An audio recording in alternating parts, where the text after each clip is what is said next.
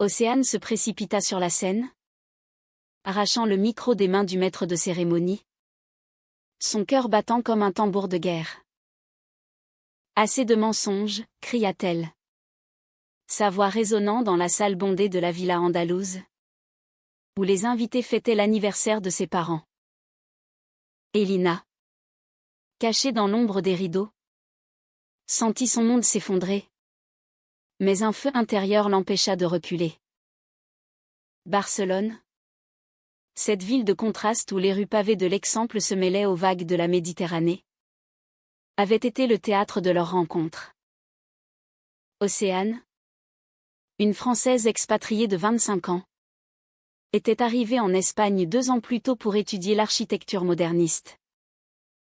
Fille d'un diplomate et d'une galeriste parisienne, elle avait grandi dans un cocon de privilèges, mais avec un secret qui la rongeait, son amour pour les femmes.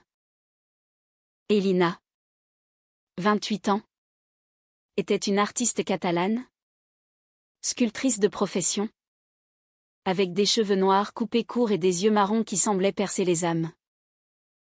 Elle s'était croisée lors d'une exposition au MACBA, où les formes abstraites d'Elina avaient captivé Océane. Un regard, un sourire, et le destin avait scellé leur lien. Les premiers mois furent un tourbillon de passion. Elle se promenait main dans la main le long de la Rambla, ignorant les regards curieux, se réfugiant dans l'appartement d'Elina à Gracia, où les murs étaient couverts de toiles inachevées. « Tu es mon océan », murmurait Elina en français approximatif, traçant des lignes imaginaires sur la peau d'Océane. Mais la réalité espagnole, avec ses traditions catholiques encore ancrées, et la pression familiale d'Océane, transforma leur idylle en une danse précaire. Les parents d'Océane, installés à Madrid mais de passage à Barcelone pour leur anniversaire commun, ignoraient tout. Ils voyaient en Elina une simple amie, une influence artistique positive. La tension montait à mesure que la fête approchait. Océane avait promis à Elina de ne plus se cacher, mais la peur la paralysait. « Et s'il me rejette ?» confiait-elle lors d'une nuit d'insomnie, blottie contre Elina sur leur balcon surplombant la ville illuminée. Elina, forte de son coming out douloureux à 18 ans, l'encourageait, l'amour vrai ne se cache pas. Mi amor. Il brille. Pourtant, un doute s'insinuait. Elina avait elle-même des secrets, une ex-petite amie, Sofia, qui ressurgissait parfois dans ses messages, semant le doute dans l'esprit d'Océane. La veille de la fête, une dispute éclata. Océane découvrit un vieux journal intime d'Elina, où des lignes évoquaient Sofia avec une nostalgie poignante. « Tu l'aimes encore ?» accusa Océane, les larmes aux yeux. Elina nia. Mais son hésitation fut un poignard. Elles se réconcilièrent dans les bras l'une de l'autre. Mais une fêlure s'était créée. Le jour J. Dans la villa louée pour l'occasion, avec ses jardins fleuris et sa vue sur la Sagrada Familia au loin, Océane se sentait piégée. Ses parents l'avaient présentée comme la fille parfaite, célibataire et ambitieuse. Elina, invitée en tant qu'amie, bouillonnait intérieurement. Lorsque le maître de cérémonie invita les invités à porter un toast, Océane craqua. Elle bondit sur la scène, son geste impulsif figeant l'assemblée. « Maman. Papa. Je ne peux plus mentir. Je suis lesbienne. Et j'aime Elina plus que tout au monde. » Un silence de mort s'abattit. Les parents d'Océane, dans leurs tenues élégantes, blêmirent. Sa mère, une femme sophistiquée aux cheveux grisonnants, porta la main à sa poitrine. Son père, un homme imposant aux yeux bleus, murmura « Quoi ?» Elina, stupéfaite, rejoignit Océane sur scène, lui prenant la main. Les invités murmuraient, certains choqués, d'autres compatissants. Ce moment marqua le début d'une tempête. Les parents d'Océane, après la fête écourtée, la confrontèrent dans une chambre adjacente. « Comment as-tu pu nous humilier comme ça ?» siffla sa mère. Océane, tremblante, défendit son amour, « C'est qui je suis. Elina me rend heureuse. » Mais son père, influencé par des valeurs conservatrices, déclara, « Tu n'es plus notre fille tant que tu persistes dans cette folie. » Elina, attendant dehors, entendit tout et sentit son cœur se briser. Elle savait que cela n'était que le commencement. Les jours suivants furent un mélange de joie et de douleur. Océane et Elina se rapprochèrent, leur lien renforcé par l'adversité. Elles explorèrent Barcelone comme jamais, visitant la Casa Batlló au crépuscule, où les mosaïques chatoyantes reflétaient leur amour multicolore. Mais des ombres planaient. Sofia, l'ex d'Elina, réapparut, offrant son soutien en apparence, mais semant le doute. Elina n'a jamais été fidèle, glissa-t-elle à Océane lors d'une rencontre fortuite. Océane, vulnérable, commença à douter. Au milieu de cette tourmente, une amitié inattendue naquit avec Maria, une voisine âgée qui avait vécu la dictature franquiste. L'amour n'a pas de genre ? Ma fille, lui dit-elle un soir, partageant des histoires de résistance cachée. Cela insuffla à Océane une force nouvelle, un sens de l'humanité profonde. Pourtant, la trahison couvait. Elina, sous pression, confia à Sofia des détails intimes, sans réaliser que cela reviendrait aux oreilles d'Océane. La trahison frappa comme un orage d'été sur la côte catalane. Océane, fouillant par hasard dans le téléphone d'Elina laissé ouvert, découvrit des messages échangés avec Sofia. « Je ne sais plus où j'en suis », avait écrit Elina. Océane est si intense. Mais toi, tu me comprends vraiment. Les mots étaient un venin qui se répandit dans les veines d'Océane. Elle confronta Elina dans leur appartement, les lumières de la ville scintillant comme des étoiles moqueuses par la fenêtre. « Comment as-tu pu » hurla Océane, jetant le téléphone sur le lit. Elina, prise au dépourvu, balbutia, « C'était juste un moment de faiblesse. Je t'aime. » Océane. Mais le mal était fait. Océane, blessée au plus profond, quitta l'appartement en claquant la porte, errant dans les rues de Gracia jusqu'à l'aube. Elle se réfugia chez Maria, qui l'accueillit avec une tisane chaude et des mots sages. La trahison fait partie de l'amour, mais c'est le pardon qui le rend éternel, murmura la vieille femme.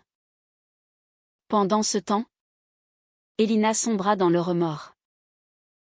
Elle arpenta Barcelone, visitant les endroits qui leur étaient chers, le parc Güell, où elle s'était embrassée pour la première fois sous les arches gaudiensques. Ces sculptures, autrefois source d'inspiration, devinrent des blocs inertes. Sofia, sentant l'opportunité, tenta de la reconquérir, mais Elina la repoussa. « C'est Océane que je veux », affirma-t-elle, réalisant la profondeur de son attachement. Océane, de son côté, luttait contre ses démons. Elle appela ses parents, espérant un soutien, mais ils restèrent froids. « Reviens à la raison », dit son père. Cela la poussa à réfléchir sur son identité. Elle se plongea dans la littérature lesbienne française, lisant Colette et Violette Leduc, trouvant écho dans leurs mots poétiques. Un soir, elle rencontra un groupe de soutien LGBT à Barcelone, où des histoires similaires la réconfortèrent. L'amour est une révolution personnelle, dit une participante. La réconciliation sembla impossible jusqu'à un événement inattendu. Elina organisa une exposition dédiée à Océane, transformant ses sculptures en hommage à leur histoire. Des formes entrelacées représentaient leur passion, des fissures symbolisaient les conflits. Océane, invitée par Maria, s'y rendit à contre-cœur. En voyant les œuvres, des larmes coulèrent. Elina s'approcha, « Pardonne-moi. Je suis perdue sans toi. » Elles s'embrassèrent au milieu de la galerie, sous les applaudissements discrets des visiteurs. Mais la paix fut de courte durée. Les parents d'Océane, informés par un cousin, débarquèrent à Barcelone. Une confrontation familiale eut lieu dans un café du Barri gothique, avec ses arches gothiques témoins silencieux. « Nous ne pouvons accepter cela », déclara la mère. Elina défendit leur amour, « Votre fille est heureuse avec moi. N'est-ce pas ce qui compte ?» Le père, ému par la sincérité, vacilla. Pourtant, une révélation choquante surgit, la mère d'Océane avoua avoir eu une liaison féminine dans sa jeunesse, réprimée par la société. J'ai choisi la sécurité. Mais toi, tu as le courage que je n'ai pas eu. Cette confession transforma tout. La famille commença un lent processus de guérison. Océane et Elina, renforcées, voyagèrent ensemble en Andalousie, visitant Séville et ses jardins Alcazar, où les fontaines murmuraient des promesses d'éternité. Leur amour s'approfondit, mêlant tendresse et passion. Elina sculpta une pièce maîtresse, deux femmes enlacées, symbolisant la résilience. Cependant, un nouveau conflit émergea. Sofia, jalouse, répandit des rumeurs dans la communauté artistique, accusant Elina d'infidélité. Cela affecta la carrière d'Elina, qui perdit une commande importante. Océane, solidaire, l'aida à rebondir, organisant une vente aux enchères. Leur lien se fit plus fort. Teintées d'une humanité profonde, elles apprirent que l'amour n'était pas parfait, mais forgé dans les épreuves. Au fil des mois, Barcelone devint leur sanctuaire. Elles adoptaient des routines simples, promenades sur la plage de la Barceloneta, dîner tardif avec des tapas et du vin. Océane, inspirée, intégra des éléments queer dans ses designs architecturaux. Elina, libérée de ses doutes, créa avec une ferveur renouvelée. Pourtant, le passé ressurgissait. Une lettre de Sofia arriva, pleine de regrets, mais Elina la brûla sans hésiter. Notre histoire est à nous, dit-elle à Océane. Elles planifièrent un avenir, un mariage symbolique sur les falaises de la Costa Brava, avec la mer comme témoin. Le haut tram approchait, inévitable comme les vagues s'écrasant sur les rochers de la Méditerranée. Océane et Elina, après des mois de reconstruction, affrontèrent une crise majeure lorsque les parents d'Océane annoncèrent leur visite prolongée. « Nous voulons comprendre », écrivit la mère dans une lettre émouvante. Mais sous cette apparence de réconciliation se cachait une manipulation subtile. Le père, influencé par des amis conservateurs, espérait ramener Océane en France.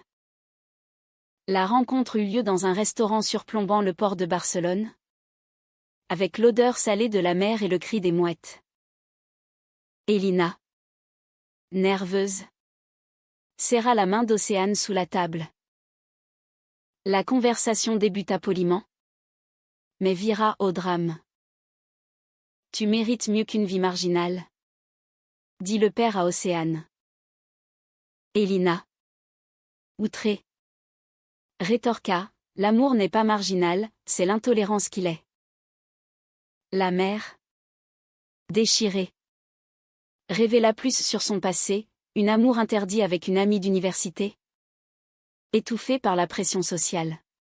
« J'ai regretté toute ma vie, » avoua-t-elle, les yeux humides. Ce moment d'humanité toucha Océane profondément.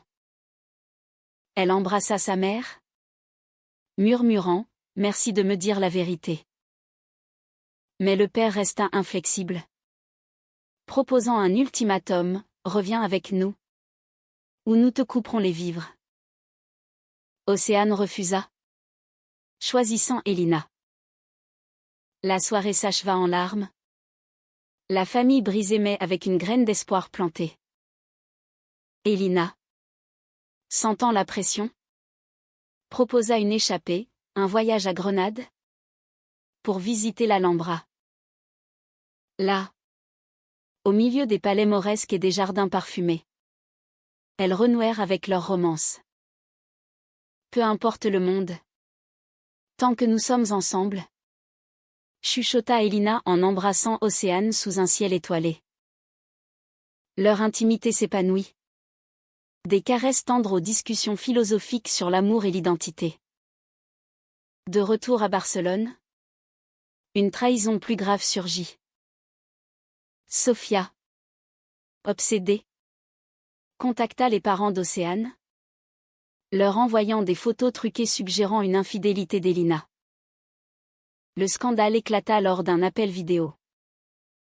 Océane, furieuse, confronta Sofia, « Pourquoi détruire ce que tu ne peux avoir ?» Sofia, en pleurs, admit sa jalousie, « Je t'aime encore. » Elina, loyale, la rejeta définitivement. Cette épreuve testa leur couple. Océane douta à nouveau.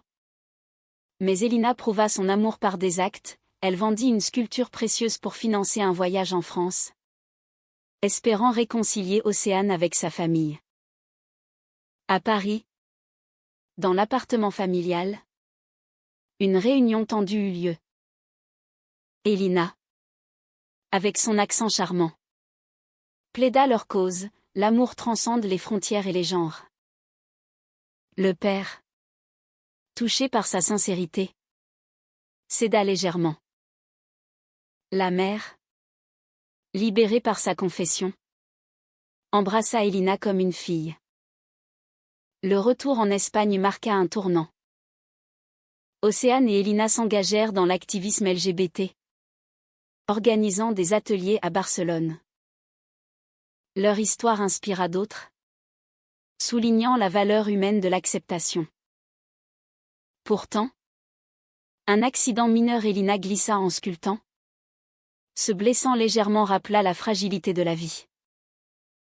Océane veilla sur elle, leur lien se muant en une tendresse infinie. Au crépuscule de cette phase, elles décidèrent d'officialiser leur union. Une cérémonie intime sur la plage, avec Maria comme témoin, scella leur engagement. Pour toujours, jurèrent-elles, les vagues applaudissant. Mais le destin réservait un twist final. Les parents d'Océane, transformés, annoncèrent leur venue pour la cérémonie. Cela semblait un happy end. Mais une ombre persistait, Sofia, anonymement, menaça de tout révéler publiquement. Elina, déterminée, la confronta une dernière fois, « Laisse-nous en paix. Trouve ton propre bonheur. » Sofia, Vaincu. Disparu. Le dénouement arriva comme une aube douce sur la Costa Brava, où Océane et Elina échangèrent leurs vœux devant un petit groupe d'amis et de famille. Les parents d'Océane, finalement conquis par l'amour pur de leur fille, assistèrent à la cérémonie, les yeux brillants de larmes. « Nous sommes fiers de toi », murmura le père, embrassant Elina sur la joue. Maria, la sage voisine, leva son verre à l'humanité qui triomphe des préjugés. Leur vie post-mariage fut un tableau vivant de romances et de défis surmontés. À Barcelone, elles ouvrirent un atelier commun, Océane concevait des espaces inclusifs. Elina sculptait des œuvres célébrant la diversité. Leur appartement devint un havre pour des jeunes LGBT en quête de soutien. Insufflant un message personnel, l'amour est une force transformative. Des années plus tard, en repensant à cette nuit fatidique de l'anniversaire, Océane souriait. « Ce fut le début de notre liberté », disait-elle à Elina, blottie sur leur balcon. Elina, les cheveux grisonnants mais les yeux toujours vifs, répondait, et de notre éternité. La trahison de Sofia s'était dissipée comme un mauvais rêve, remplacée par des amitiés solides. Les parents d'Océane, visitant souvent, partageaient des repas animés, discutant de l'évolution des mœurs. La mère, enfin libérée, écrivit un mémoire sur son amour réprimé, dédié à Océane. Leur histoire, bien que marquée par des conflits et des douleurs, se concluait sur une note humaniste, l'acceptation naît de l'empathie. Océane et Elina, main dans la main, marchaient sur la plage, symbole vivant que l'amour, quel qu'il soit, illumine le monde. Dans cette Espagne vibrante, imprégnée d'un esprit français de liberté et d'égalité, leur union prouvait que les cœurs battent au-delà des normes. Et ainsi, leur récit s'achevait non en tragédie, mais en une victoire douce amère, où le pardon et la compréhension triomphaient.